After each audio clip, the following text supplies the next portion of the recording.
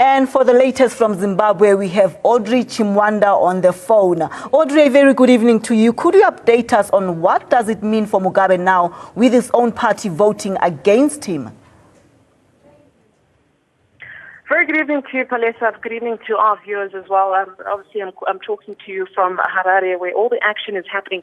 And just to give context to what transpired with the ZANU-PF branches in Zimbabwe today, remember when the military intervened in issues to do with stability in Zimbabwe, they had mentioned that it is to do with the issues of factionalism in ZANU-PF. That is what they were trying to solve. So when they confined President Robert Mugabe, they were trying to get rid of the criminal elements around ZANU-PF that were influencing corruption around President Mugabe. Now, removing him from power was not going to be constitutional. So what transpired now is that the ZANU-PF branches across the country, all 10 of them, have all resolved to recall President Mugabe, not only from the party, but from the government as well. What needs to happen now going forward for this resolution to be passed is the Central Committee needs to meet tomorrow. I understand the meeting is at 12 o'clock. They need to meet tomorrow, come to an agreement and make it official, and then make the announcement. They've also made it very clear on the state broadcaster that their favored person to take over would be the former Vice President Emmerson Mnangagwa, whom I have to correct you, is actually still out of the country. He's not yet back in Zimbabwe. There's no confirmation that he's back in Zimbabwe. They've also called out for Zimbabweans to come out in their numbers to support the war veterans who have organized a rally tomorrow at what is called Zimbabwean grounds to call for the recall of President Robert Mugabe as the president of Zimbabwe. So those are the latest developments right now, Palesa. So now, what are the chances of Mnangagwa now to become the acting president? Well, its chances are actually very good because, like I said, on the state broadcaster, this is Zimbabwe Broadcasting Corporation, it is known as the mouthpiece of the government.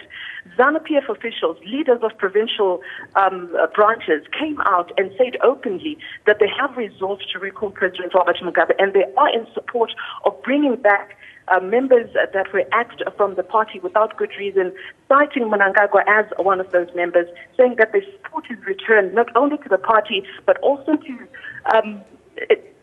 taking right at the helm of the top of ZANU-PF, and of course that will be the presidency. So how will things go from here, Audrey? And is constitutionality rather still at the helm of affairs? Oh, absolutely. This is well within the rights of the constitution of ZANU-PF. The branches are allowed to recall any member they want, including the president of the party. Remember, President Robert Mugabe is the president of Zimbabwe on a ZANU-PF party. So him being recalled from the ZANU-PF party means he's also recalled from the government of Zimbabwe as being the president of the country. So this is what they've resolved. It is well within the constitution of ZANU-PF. So Audrey, what is the mood like there? What is the youth saying, the youth of Zimbabwe? Have you maybe had any comment from them? Are they supporting Mnangagwa, or maybe they're still calling for their President Mugabe? You know what, Palesa, there's been a lot of confusion for the past 2 days as there's been no communication coming from any officials with regards to the future of Zimbabwe, leaving everyone in some kind of a limbo without any assurance of what the future holds for the country. But now with this information that is coming down from the officials, everyone has a clearer picture of what's happening going forward. Quite a bit of a shock to some people, of course, after seeing President Mugabe today going about his official business as the president, officiating the graduation ceremony at Zimbabwe Open University and capping the graduates as we've seen him year after year. So it has been a bit confusing, but with this statement now coming from ZANU-PF, it is very clear that the future of President Robert Mugabe is very limited going forward. Reactions are still coming in. Others are still shocked. Others are not believing what is happening. But I think tomorrow we'll get a better picture of the mood on the ground with regards to the streets. And maybe have you heard anything maybe from the First Lady or about the First Lady Grace Mugabe? Because she's also, she also seems to be very absent in this whole matter and also quiet. Has there been any news, about the First Lady Grace Mugabe? Some would say the recent events have somewhat put her in her place. This is what, the opposition would say. We haven't heard anything from the First Lady. We haven't seen her in public. Even today when her husband made his first public appearance, we suspect it could have been part of the negotiations that happened at the State House yesterday. If you'll recall a few weeks ago, actually it's been happening for quite a while now.